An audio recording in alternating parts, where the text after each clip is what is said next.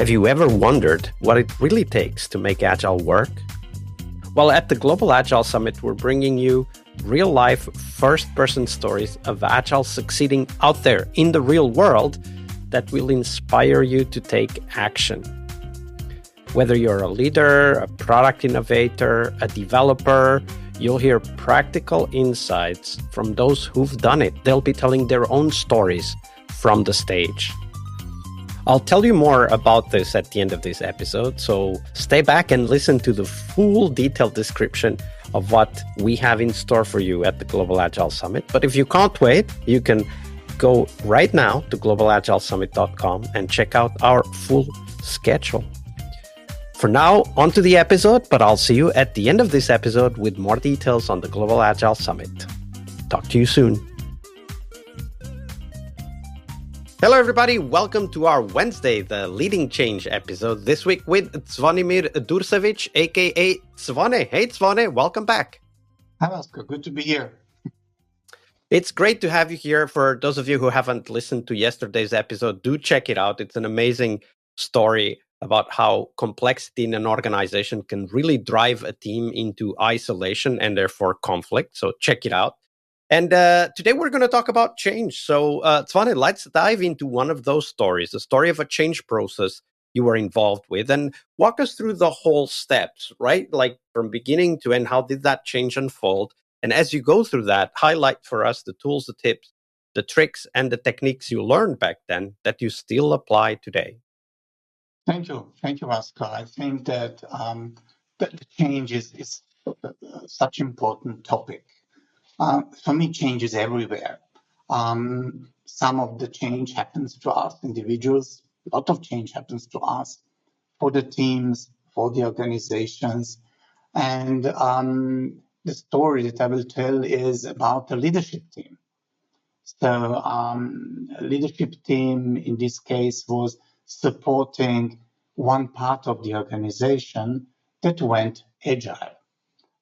They had some experience with Agile, the teams had some experience with Agile, but they restructured and tried to find the way how to work together. So they were I think there were like 4 bigger teams, and they wanted to build structures to support these teams.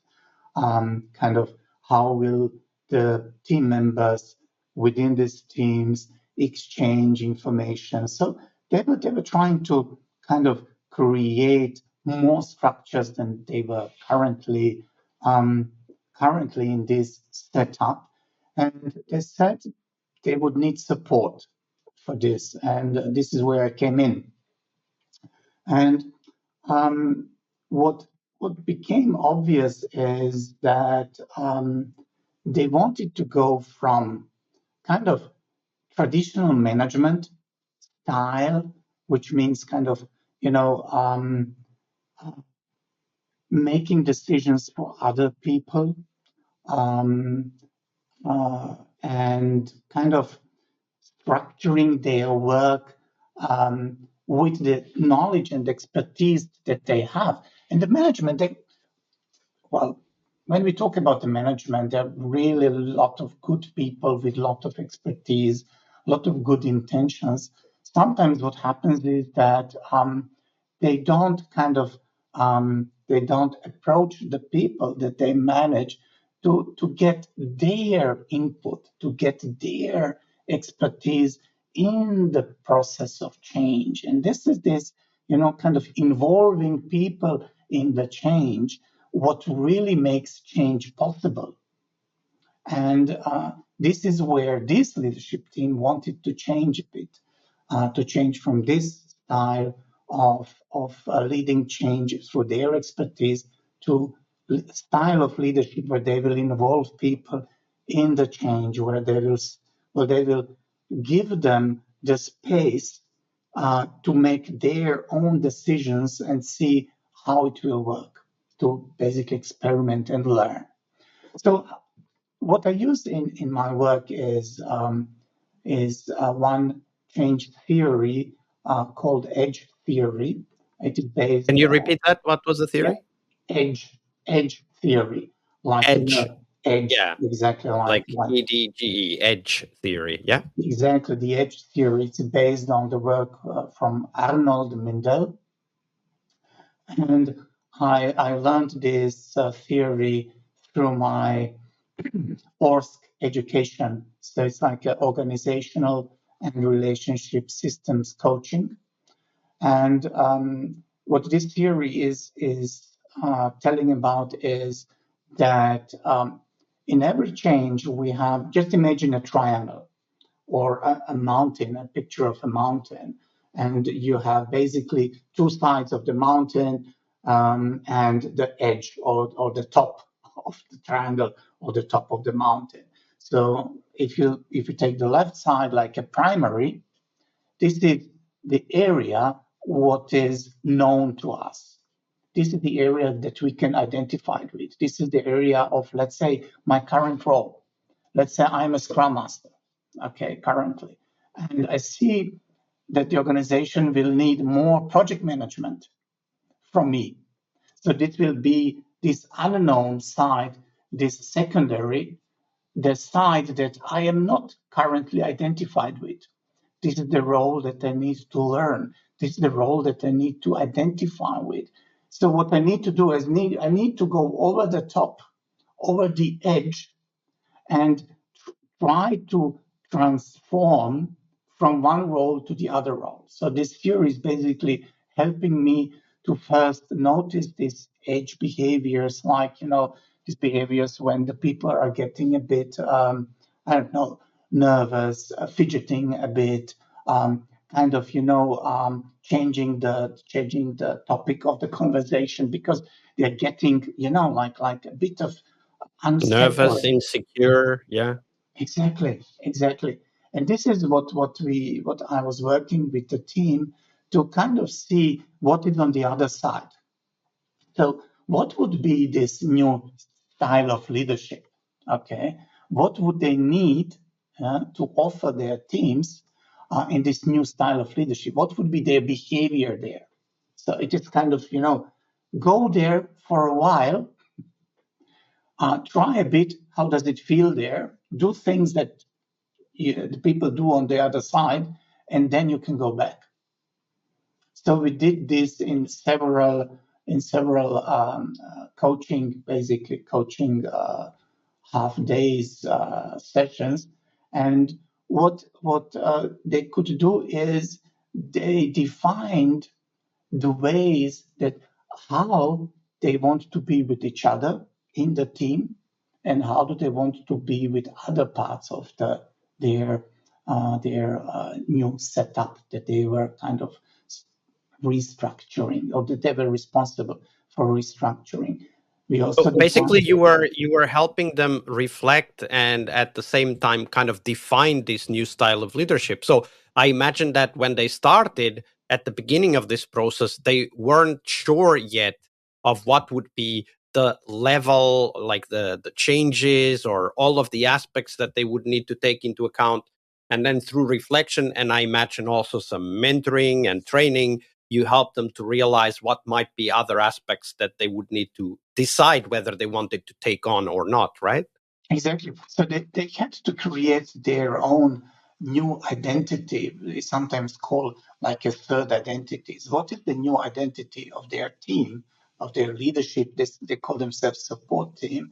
And what we did is we tried first to create kind of disagreements for them, agreements with me, and then to see, okay, what is the for example, what is the vision? What is their dream? What do they want really to create on the level of, okay, what we are dreaming of about, okay, and what is the concrete actions that we need to do to reach this level, okay, to reach this new leadership style.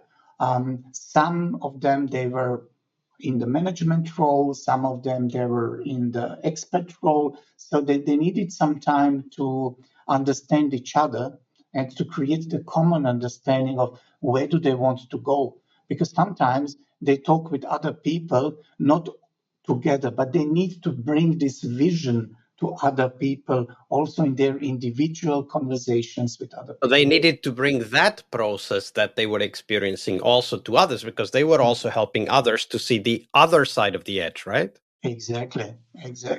That is a very self-reflective process. Like, you were actually, through the process you were helping them go through, you were also trying to give them the ability to self-reflect and themselves find that new identity, right? Exactly. We had, so the time that I spent with them was really focused, not only, but was really focused on creating the space for them to have a meaningful conversation, and it was not always easy. Okay, so it was basically, I was responsible for creating the space where they will feel safe to also go into the conflict. We created also, for example, a conflict protocol. What does it mean to have a constructive conflict? They had different opinions about some things, and they needed to talk about it. So one important area of work is allowing everybody to talk, so to hear all voices in the system. And what they realized is that they were not talking about from their own experience. They started to talk from the experience, or talking about the experience as this team through this third identity. They created a new identity for their team, for their system. Yeah, teams create that third identity, and it's really it's a powerful framework for us to have in mind, as of course we work with teams. That was a great story. Thank you for sharing that, Zvone. Thank you, Vasko. Hey friend, thank you for staying. Here is all you need to know about the Global Agile Summit. If you've ever suffered or know people who are suffering from agile fatigue, this event is for you. Agile fatigue is that feeling that settles in when we can't really see a light at the end of the tunnel. We get discouraged, especially when conversations revolve around the same old frameworks, the same old buzzwords and theories. We don't feel that energy anymore. Well, the Global Agile Summit is a different kind of event. We're bringing you real-life first-person stories of Agile succeeding out there in the real world that will inspire you to take action and transform the way you work. The Global Agile Summit will happen in Tallinn, Estonia, May 18th, that's the workshop day, and then 19th and 20th, the conference day. And Tallinn, Estonia is one of the most innovative tech hubs in Europe. The Global Agile Summit is hosted together with Latitude 59, which is kind of a citywide celebration of software startups and groundbreaking ideas. And we'll have a shared ticket for you to attend those events as well. So who will be speaking? Well, we've got an incredible lineup of thought leaders in software and Agile. For example, Clinton Keith, the person who literally wrote the book on game development with Scrum, and is busy bringing Agile to the world of game development. You must check his session. The very famous and well-known Jürgen Apelo, author of Management 3.0, will be talking and exploring about AI's impact on leadership. We also have Gojko Adzic, who's taking an unconventional look at the product growth with his lizard optimization keynote. Other speakers include, for example, Sven Dietz, who's challenging everything we know about software development by ditching contracts and estimates. Can you imagine? His teams deliver software before their competitors are even done with the contract negotiation. How agile is that? But there's more. We'll cover engineering practices in our developer track with talks on, for example, AI-assisted test-driven development, developing products in minutes with a different approach to how we develop, configure, deploy platforms, and much more. We also have a product track where we cover cutting-edge ideas around product discovery, delighting customers with product delight frameworks. We'll have a talk about that. And we also have an Agile business track where we will talk about, for example, open strategy, a very agile approach to managing organizations and delivering software faster to clients, faster than you can even write a contract. Literally, I mean, I already told you about Sven-Dit's story. It's amazing. It definitely is a must-see. I'm sure you'll be inspired and get a lot of ideas for your own software projects and software delivery. Now, whether you're a business leader, a product innovator, or a developer, you'll definitely find value in our 3 focused tracks. That's Agile Business for those working with businesses and organizations, Agile Product for product managers, product owners, and innovators, and Agile Developer for the builders, making Agile work in practice, the coders, the testers, the designers, the producers, the Scrum Masters, you name it. If you join, you will meet over 200 Agile professionals from all over the world. People who, just like you, want to grow, want to share, and want to learn by challenging the ideas that don't work anymore. At the Global Agile Summit, you'll get new connections, fresh ideas, and the energy to take your own Agile to the next level. And who knows, maybe even find your next career opportunity. So don't miss out. Check out the full program and grab your ticket now at globalagilesummit.com. I'm really looking forward to seeing you all in Tallinn, Estonia in May. I'll see you there.